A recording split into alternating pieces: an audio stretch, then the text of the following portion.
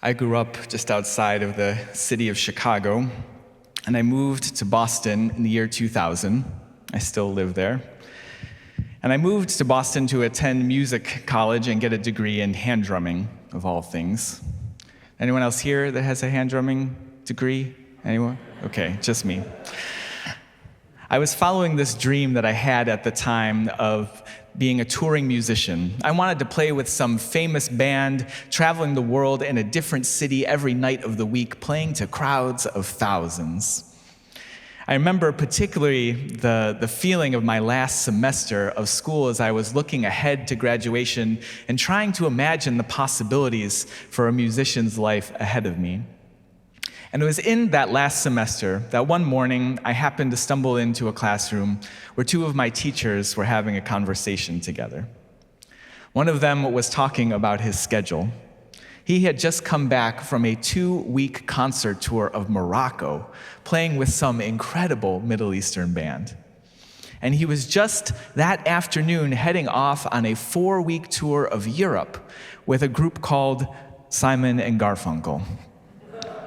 Oh, you've heard of them? Yeah, me too. I remember that he pointed to his suitcase, which was sitting open in the corner of the classroom. And I remember looking at that suitcase and maybe for the first time in my life being jealous of the luggage that had got to go on this trip with him. This guy was living the dream.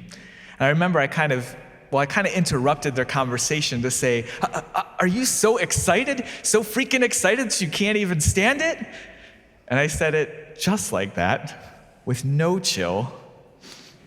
And I remember that he kind of looked at the floor before looking back at me, and he shook his head a bit, and he said, you know, man, mostly I just want to go home and see my kid.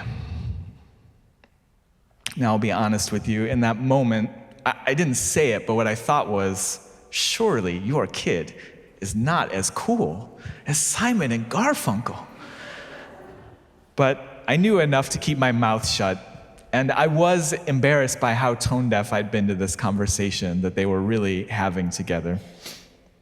I looked back at that suitcase, and it had just a minute ago been the ultimate symbol of success, but it suddenly carried a very different weight. Now, this musician, this hand drummer, he knew the value of music as well as anyone I have ever met. He deeply understood music's ability to transform hearts and bring people together and make the world a better place. But still, he struggled to balance those values with the values of his family and his home life and community. My unfolding sense of true success, of a life well lived, is that it is, first of all, a journey and not a destination that we can arrive at.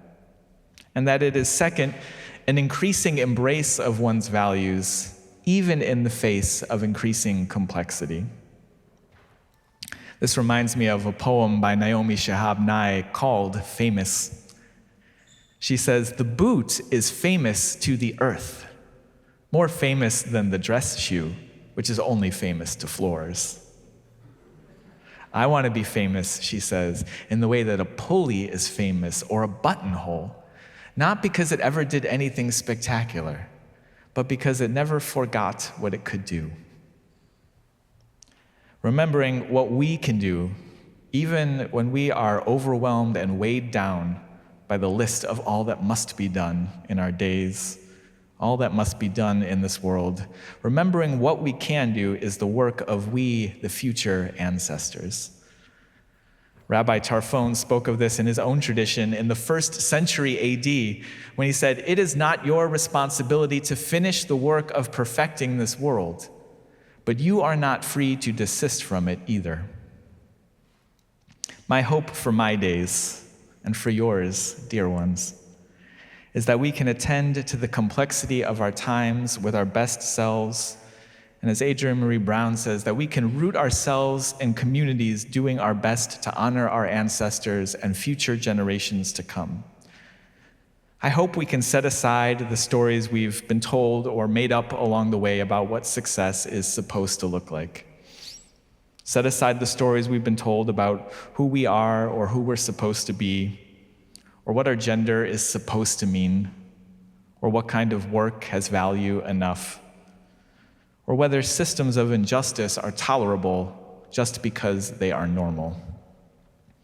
Growing up at any age is about growing into our values, about adapting to difficult times with grace and courage and remembering what we can do amidst all that must be done. Now, when I think of redefining success, and when I think of our movement ancestors who lived deeply into the complexity of their own times, who faced the crises of their day, I sometimes remember this story about our Unitarian ancestor, William Ellery Channing. Channing was a preacher in Boston in the mid-1800s. He's remembered as one of the great founders of Unitarianism. He was a brilliant preacher and a powerful voice for justice and particularly for abolition in his own time. But we know that success is more about the journey than the destination. And that was even true for our friend Channing. Because while he always agreed with the goals of the abolitionists, he wasn't always so vocal about it. You see, he agreed with the work of abolition, but he didn't love some of the personalities in the movement. Can you relate? He didn't love some of the politics of the organizations, and he particularly didn't like some of the messaging. He thought the speeches they made and the way they spoke about their work, it was just too passionate. It was too emotional, not rational enough. And it reminded him too much of the itinerant revivalists that were sweeping the country at the time. Now, you should know the only thing consistent in my adult life is my job as an itinerant revivalist, but that's okay. I don't take his comments personally.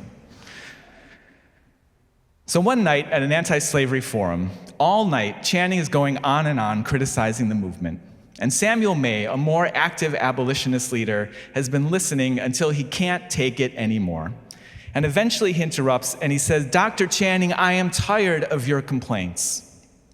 It is not our fault that those who might have conducted this great reform so much more prudently than we can have left us to manage as we may.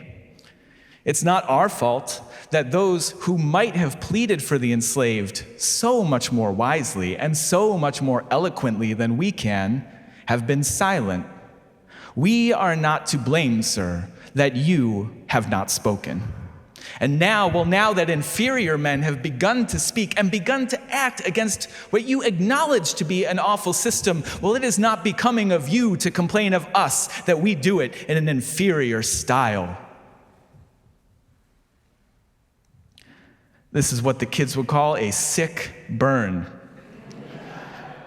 And it was so sick, in fact, that Channing was unable to answer the rebuke until eventually he said, "Brother May, I have been silent too long." Now, I love that the story depicts the very moment Channing took up the work of a life that would resonate with his ancestors and with his future descendants, us. The moment he took up the work of attending to the crises of his time, not to finish it, but neither to desist from it. I love this story because I've so often been in Samuel May's place. So many times I've ended up fighting so-called allies who say they share my values, but they would rather critique the work from afar than get scuffed up in the fray of making real change themselves. And it's exhausting. And I love this story because I've also just as often been in Channing's place. Too many times I've blamed other people's failures for my own silence, my own inaction. Too many times I've clung to some abstract sense of perfection or moral purity rather than getting scuffed up in the fray of complexity myself. It's true that if you say you are neutral in situations of injustice, you have already taken sides with the powerful.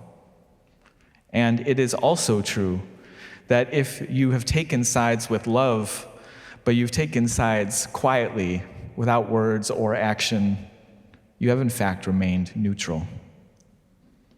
And it can feel easy to look back at history's great debates, slavery, pro-slavery, or abolition, look back with the clarity of hindsight that we have today.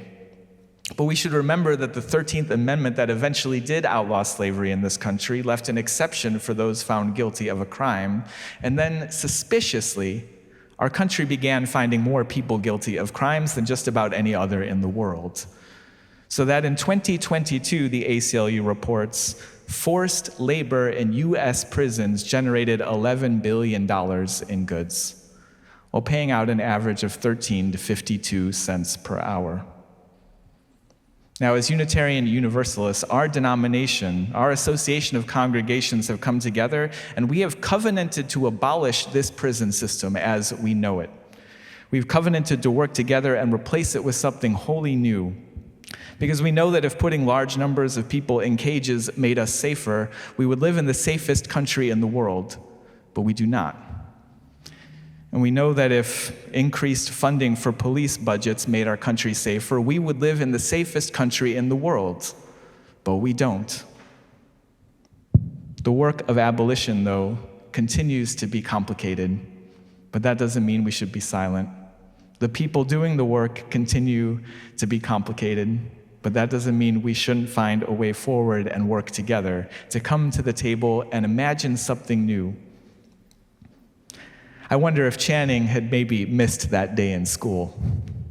Maybe he missed that day when Mrs. Nelson explained that even when we have hundreds of questions about how to go about our days, our work together, and our days, they still add up to something. Our children will someday tell similar stories of us. I'm sure they will speak of the 2020s, a time when a pandemic arrived and turned everything upside down, a time when climate chaos arrived in our cities and neighborhoods with devastation, a time when we put our neighbors in cages by the millions. Surely they will speak of how premeditated wealth inequality made every crisis of our time more difficult to address. But I hope they will have other stories to tell. Stories of communities and congregations like this one that came together even when the people were complicated and even when the path was unclear.